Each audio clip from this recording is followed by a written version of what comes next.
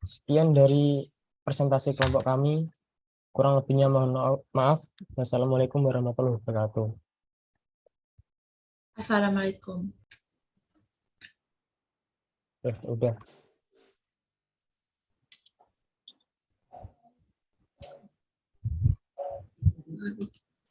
Udah ini.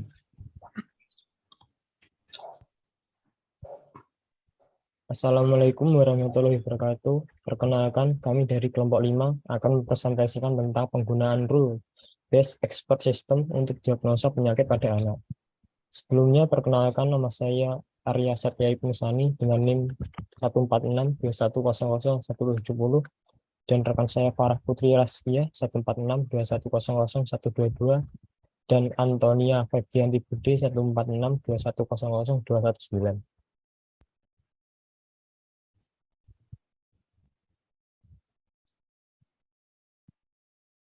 Yang pertama, latar belakang.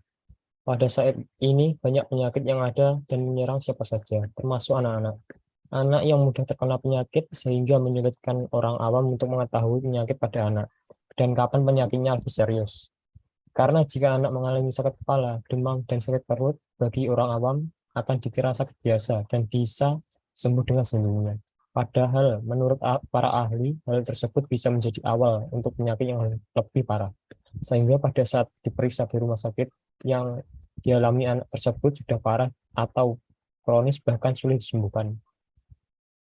Oleh karena itu, dibutuhkan rule-based expert system untuk mendiagnosa penyakit pada anak untuk memudahkan orang awam dalam mendiagnosa penyakit pada anak dan mengetahui kapan kondisi anak menjadi lebih serius sehingga harus dibawa ke rumah sakit. Sehingga kami mengusulkan ide penggunaan rule-based expert system untuk diagnosa penyakit pada anak untuk membantu orang awam untuk mendiagnosa penyakit tersebut.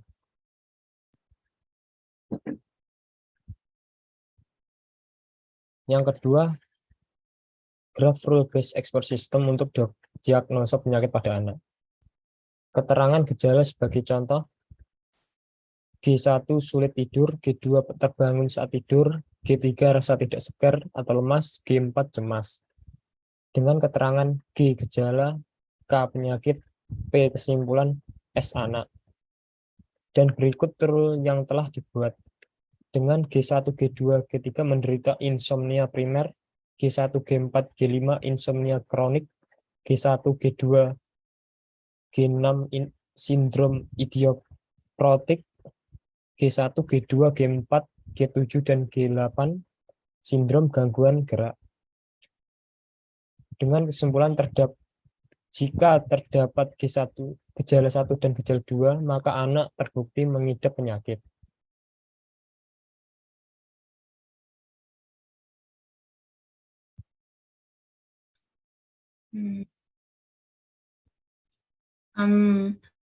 Source code prolognya itu pertama untuk mendiagnosis penyakit dimulai dengan start ulang Tani berhenti dulu Tani.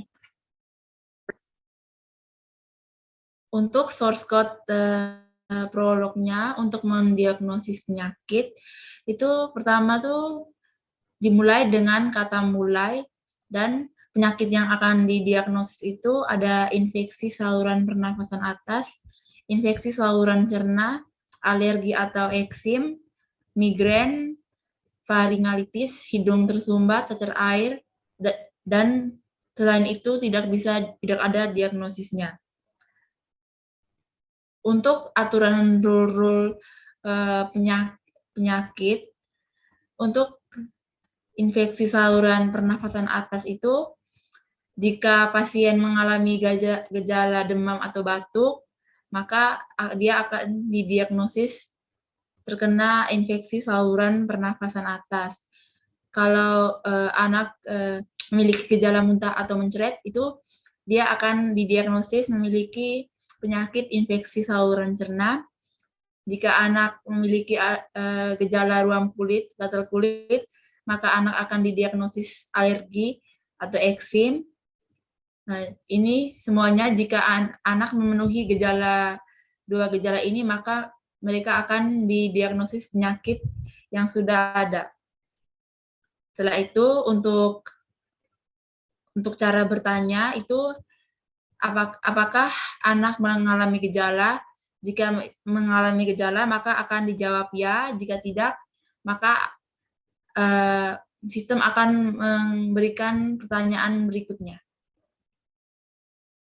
Setelah itu pertanyaan akan terus diulang untuk mendapatkan hasil diagnosis penyakit. Nah, ini untuk demo programnya. Ini stop.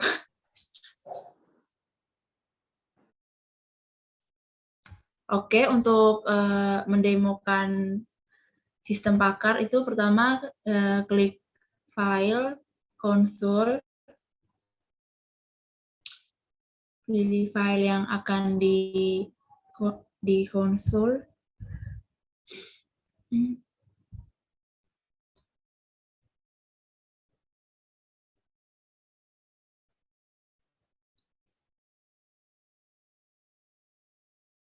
Nah, untuk masuk ke programnya kita harus mengetikkan mulai sesuai dengan source code.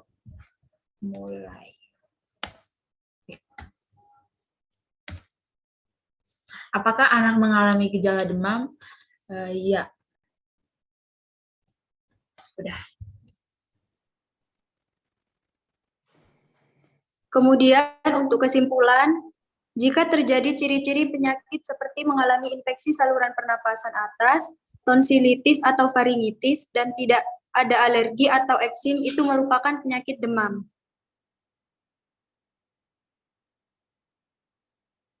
Dan jika ditemukan ciri-ciri penyakit infeksi saluran pernafasan atas, tonsilitis, atau faringitis, tetapi tidak mengalami migrain, maka penyakit tersebut adalah batuk.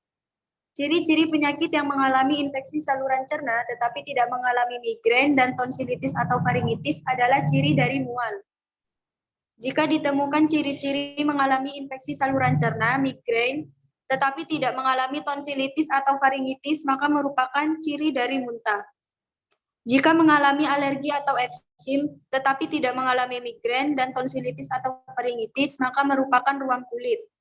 Ditemukan ciri mengalami alergi atau eksim, tetapi tidak mengalami migrain dan tonsilitis atau faringitis, maka merupakan gatal kulit.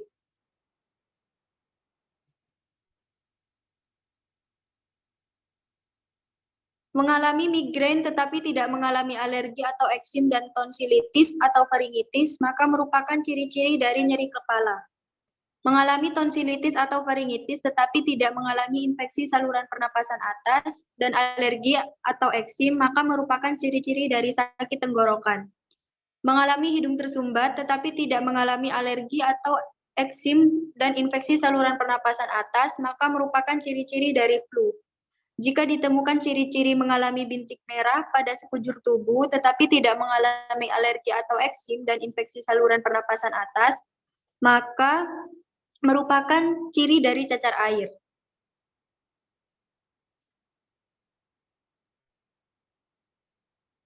Stop.